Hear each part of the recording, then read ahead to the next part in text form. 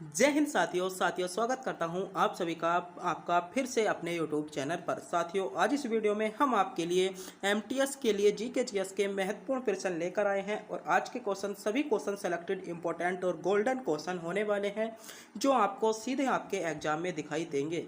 जैसा मेरे प्यारे साथियों पता है, आपका अभी तक लगभग आपका जो शिफ्टों में पेपर हुआ है लगभग 50 से 60 शिफ्टों में आपका पेपर हो चुका है और उन शिफ्टों को एनालिसिस करने के बाद इस वीडियो को बनाया गया है। आपसे कहाँ से ज़्यादा क्वेश्चन पूछे जा रहे हैं, कौन कौन सा टॉपिक आपके लिए इंपॉर्टेंट है, क्या आपके लिए सेलेक्टेड होने वाला है। तो अगर मेरे प्यारे साथियों आप भी एमटीएस की तैयारी कर रहे हो तो इस वीडियो को एक बार ध्यान से पूरा जरूर देखिएगा। तो बिना टाइम गवाए करते हैं वीडियो को स्टार्ट। आपका पहला क्वेश्चन है, पंक्ति निम्न में से किस राज्य का एक नृत्य रूप है। तो आपको बताना है कि पंक्ति निम्न में से किस राज्य का एक आपका क्या है नृत्य रूप है। पंक्ति इज ए डांस आपका from which of the following state. तो आपको बताना है कि पंक्ति निम्नलिखित में से आपका किस राज्य का एक नृत्य है।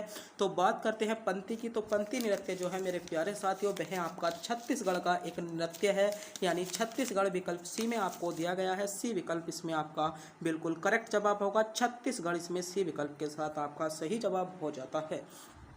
तो मेरे प्यारे साथियों, अगर आप भी इन क्वेश्चनों का जवाब जानते हैं तो हमारे बताने से पहले कमेंट बॉक्स में ही बता सकते हैं और वीडियो के अंत में यह बताना ना भूलें आप इनमें से कितने क्वेश्चनों का जवाब जानते थे।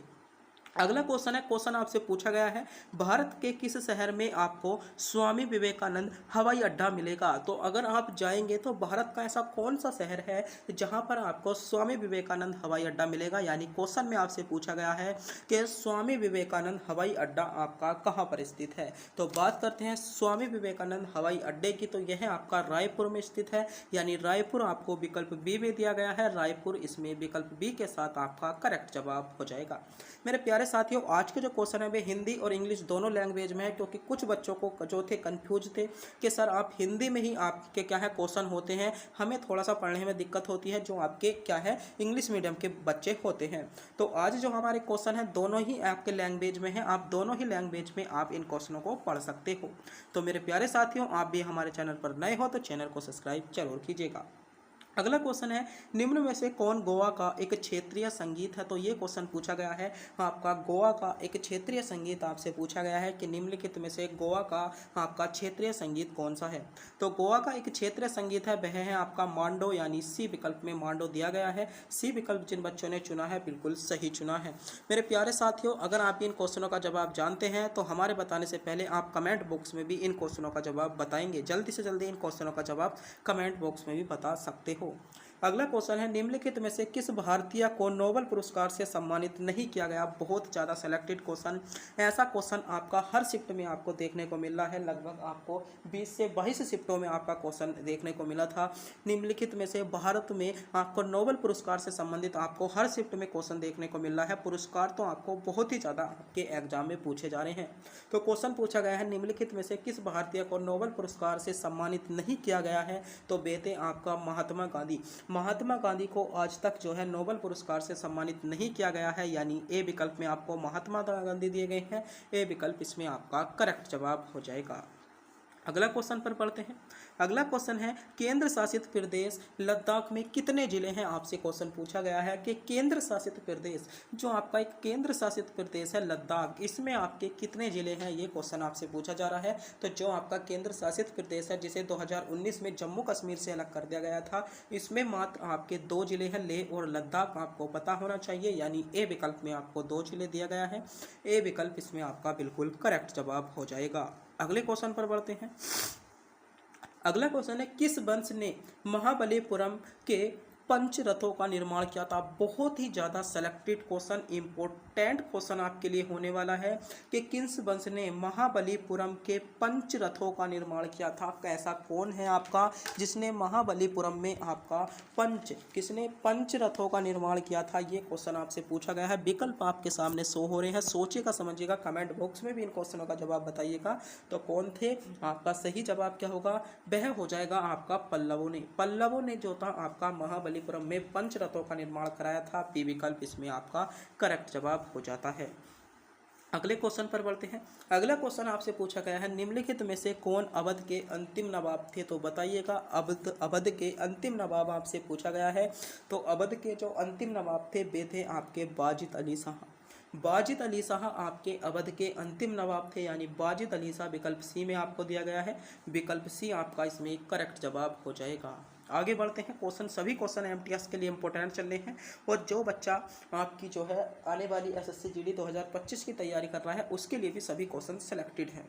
क्वेश्चन है, हैदराबाद का रियासती राज्य वर्ष संघीय भारत में कब शामिल हुआ था? यानी जो आपका जो हैदराबाद था एक रियासत थी, इसको जो है भारत में भारतीय संघ में कब शामिल किया था? तो इसे जो भारत में शामिल किया गया था 1948 में से किया गया था, यानी इसे 1948 विकल्प सी के साथ इसमें आपका बिल्कुल करेक्ट जवाब हो जाएगा।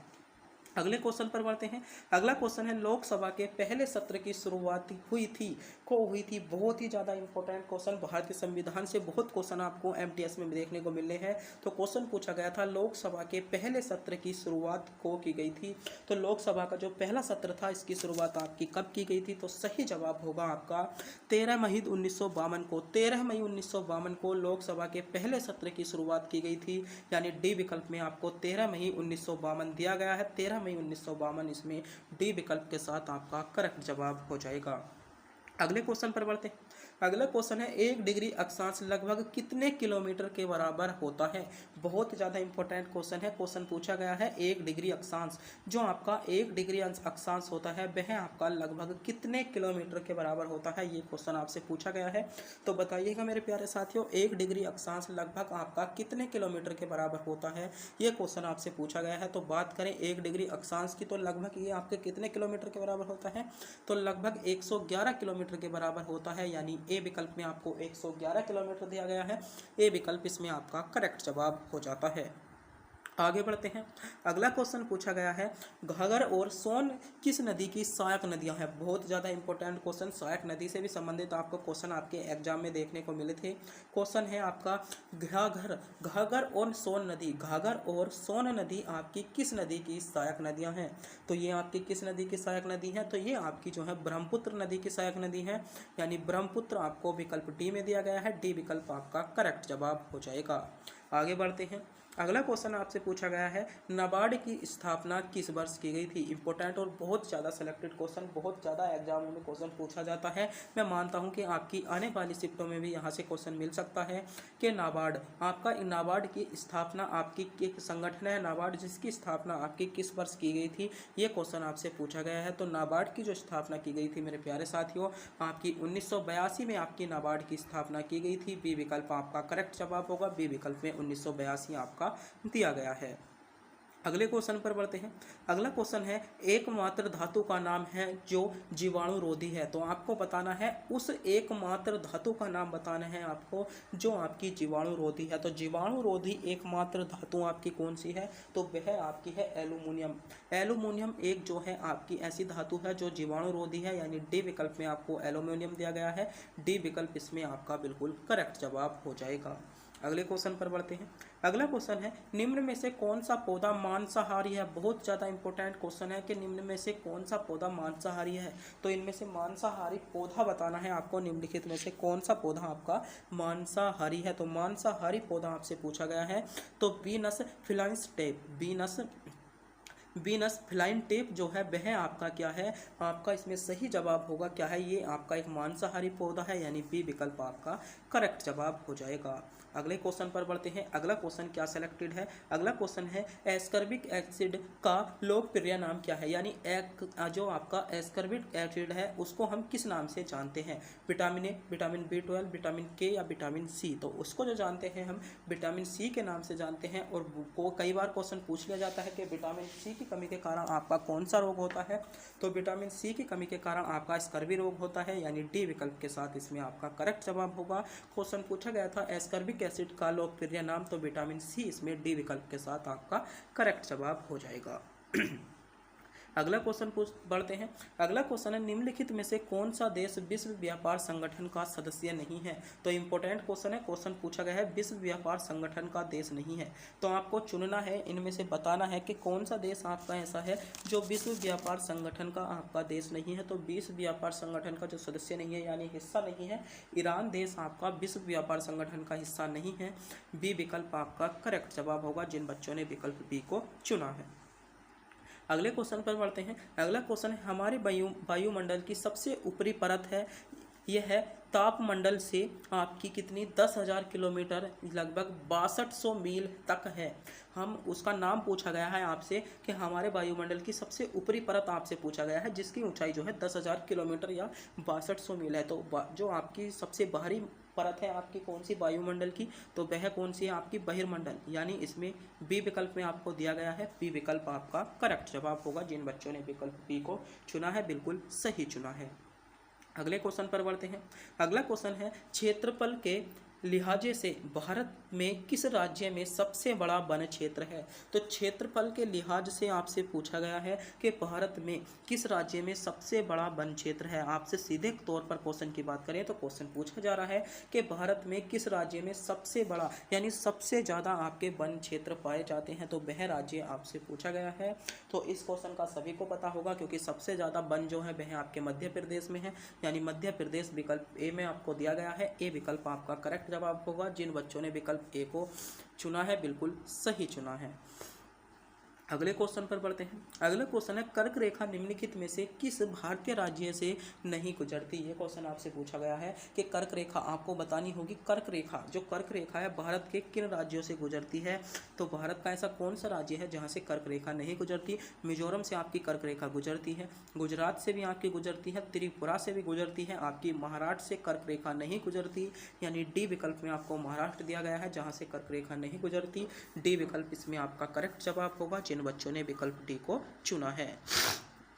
अगले क्वेश्चन पर बढ़ते हैं। अगला क्वेश्चन आपसे पूछा गया है निम्नलिखित में से कौन सा देश विश्व व्यापार संगठन का सदस्य नहीं है। क्वेश्चन दोबारा रिपीट है तो इस क्वेश्चन का जवाब जल्दी से जल्दी कमेंट बॉक्स में बताइएगा क्योंकि ये क्वेश्चन हमने लगभग इससे 2-3 पहले क्वेश्चन हमने करवा दिया है। तो आप भी इस क्वेश्चन को अगर आप हमारी वीडियो को गौर से देख रहे हैं तो इस क्वेश्चन का जवाब अवश्य बताएंगे।